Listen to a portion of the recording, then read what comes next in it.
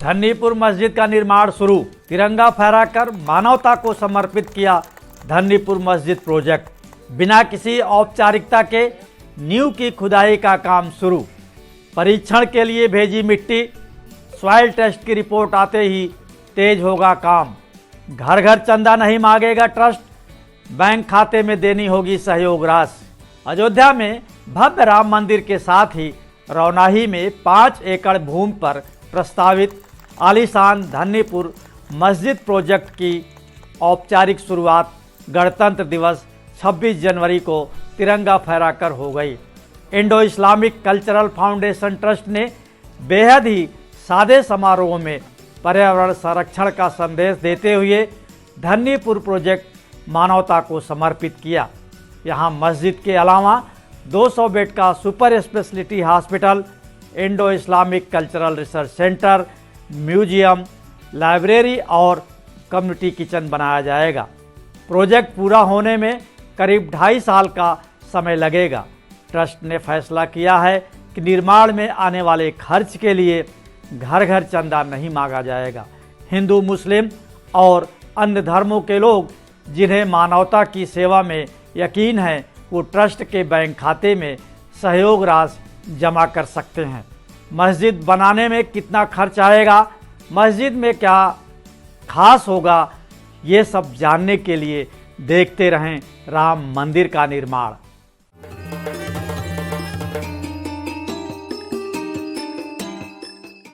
शरीयत में मस्जिद की नींव रखने का कोई विशेष प्रावधान नहीं।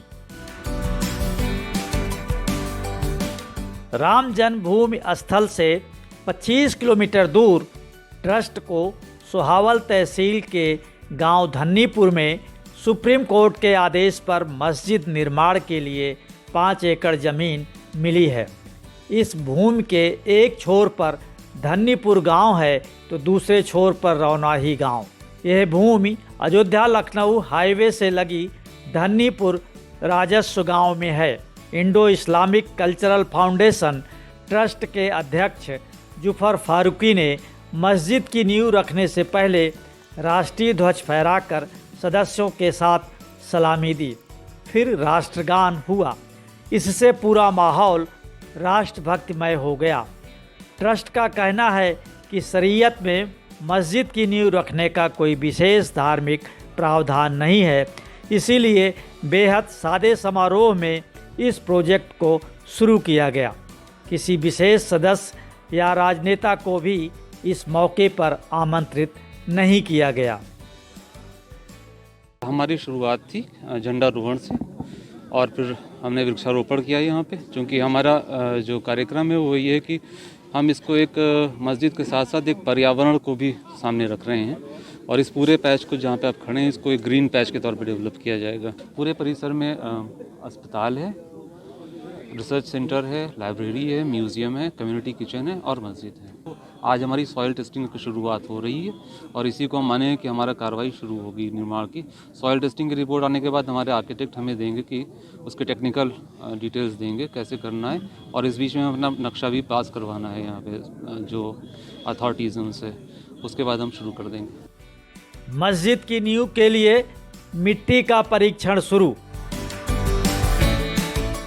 मस्जिद की मजबूती के लिए नींव निर्माण से पहले निर्माण स्थल की मिट्टी को खोदकर उसको परीक्षण के लिए भेजा गया। मस्जिद निर्माण में लगी तकनीकी संस्था 20 फुट गहराई से मिट्टी निकालकर भूमि परीक्षण का कार्य कर रही है। परीक्षण से पता लगेगा कि इस स्थान पर विशालकाय आकार के भवन का निर्माण हो सकता है या नहीं। कंपनी जमीन की सतह से 20 मीटर गहराई तक की भूमि की टेस्टिंग करेगी।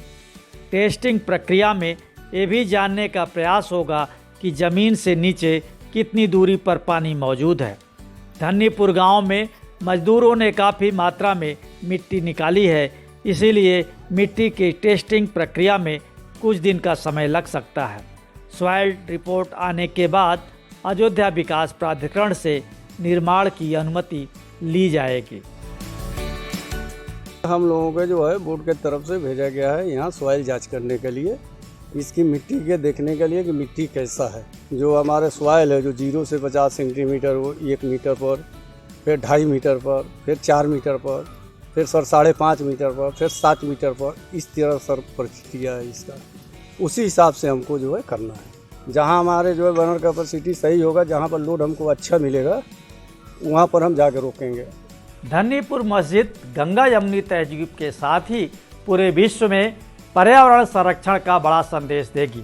इसीलिए इस भूमि के करीब आधे हिस्से को ग्रीन बेल्ट के रूप में विकसित किया जाएगा। यहाँ दुनिया भर से फलदार और छायादार पौधे लाकर लगाए जाएंगे। नींव की सांकेतिक खुदाई से पहले इमली का पौधा रोपकर इसकी शुरुआत भी की गई। पर्यावरण संरक्षण का संदेश देने के लिए ट्रस्ट के सभी सदस्यों, स्थानीय नागरिकों और गांव के प्रधान ने पौधरोपण किया। ट्रस्ट का कहना है कि आज क्लाइमेट चेंज बड़ा गंभीर मुद्दा है, इसलिए पर्यावरण संरक्षण का काम प्रमुख एजेंडे में शामिल रहेगा। इस मौके पर ट्रस्ट के सदस्यों ने कहा, हमने अच्छी नीयत से समाज के लिए ये प्रोजेक्ट लेकर आए हैं, अल्लाह इसे पूरा करने में हमारी मदद करेगा। प्रोजेक्ट पर 120 करोड़ रुपए से अधिक खर्च का अनुमान। धन्नीपुर प्रोजेक्ट में 120 करोड़ रुपए से अधिक खर्च होने का अनुमान है। ट्रस्ट के सदस्यों का कहना है कि सबसे ज़्यादा खर्च 200 बेड के सुपर स्पेशलिटी हॉस्पिटल पर आएगा। इसमें करीब 100 करोड़ रुपए से ऊपर खर्च होने का अनुमान है। इसके अलावा मस्जिद, museum, library, community kitchen, Indo Islamic cultural research centre बनाने में भी करीब 20 करोड़ रुपए की धनराशि खर्च होगी। ये अभी प्रारंभिक आकलन है, बाद में खर्च कुछ और बढ़ सकता है। ज़्यादातर बेहतर रहेगा अस्पताल और म्यूज़ियम। जिन लोगों ने भी ये कदम उठाया है अस्पताल और म्यूज़ियम के लिए, वो बहुत अच्छा कदम उठाया है। दोनों ही चीज़ें काफ़ी, क्योंकि यहाँ ज़रूरत भी है हर चीज़ की, अस्पताल की, म्यूज़ियम की। इस हिसाब से फेमस रहेगा हर चीज़। मस्जिद निर्माण के लिए घर घर जाकर नहीं लेंगे चंदा। ट्रस्ट के सचिव और प्रवक्ता अतहर हुसैन का कहना है कि धन्नीपुर प्रोजेक्ट के लिए राम मंदिर निर्माण की तरह घर घर जाकर चंदा नहीं लिया जाएगा। नकद चंदा भी ट्रस्ट नहीं लेगा। मस्जिद, अस्पताल और निर्माण कार्यों के लिए चंदा केवल बैंक खाते के माध्यम से ही लिया जाएगा। ऐसा इसलिए ताकि चंदे की राशि में पारदर्शिता बनी रहे और जायज़ धन ही मस्जिद निर्माण के लिए मिले। चंदा लेने में कोई धार्मिक प्रतिबंध नहीं होगा।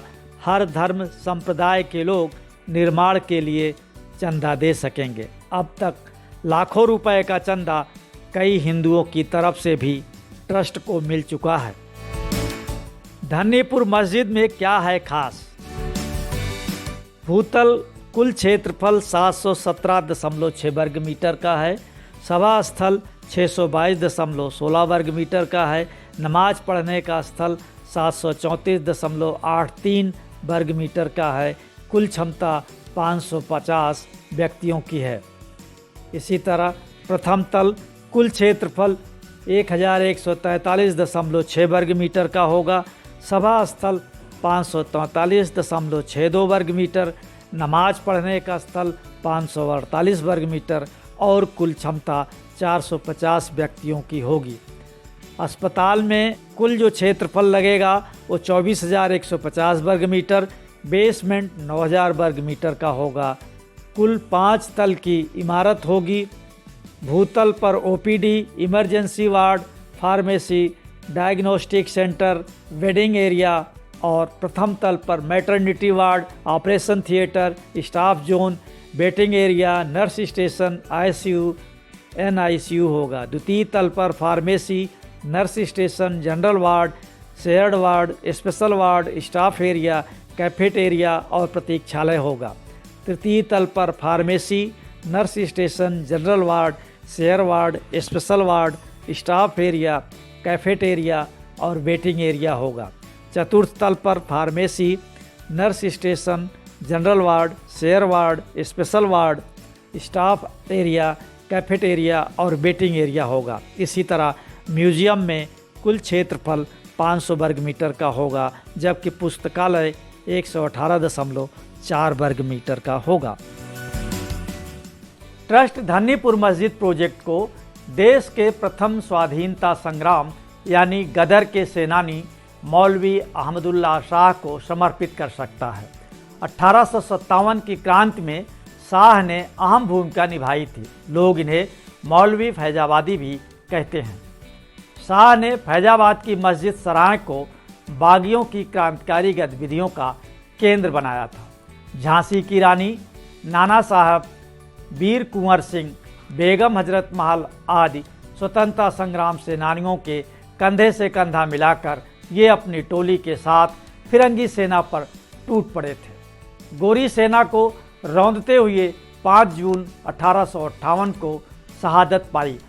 धन्नीपुर मस्जिद के जरिए शाह की शहादत को याद करते हुए ये राष्ट्रीय एकता का संदेश देने की कोशिश होगी। भगवान राम भी तो सामाजिक समरसता के ही प्रतीक हैं। अयोध्या में मस्जिद और राम मंदिर का निर्माण विविधता में एकता का ही पर्याय है। आपको ये शो पसंद आया तो लाइक करें, शेयर करें और हाँ, कमेंट बॉक्स में अपनी राय ज़रूर लिखें।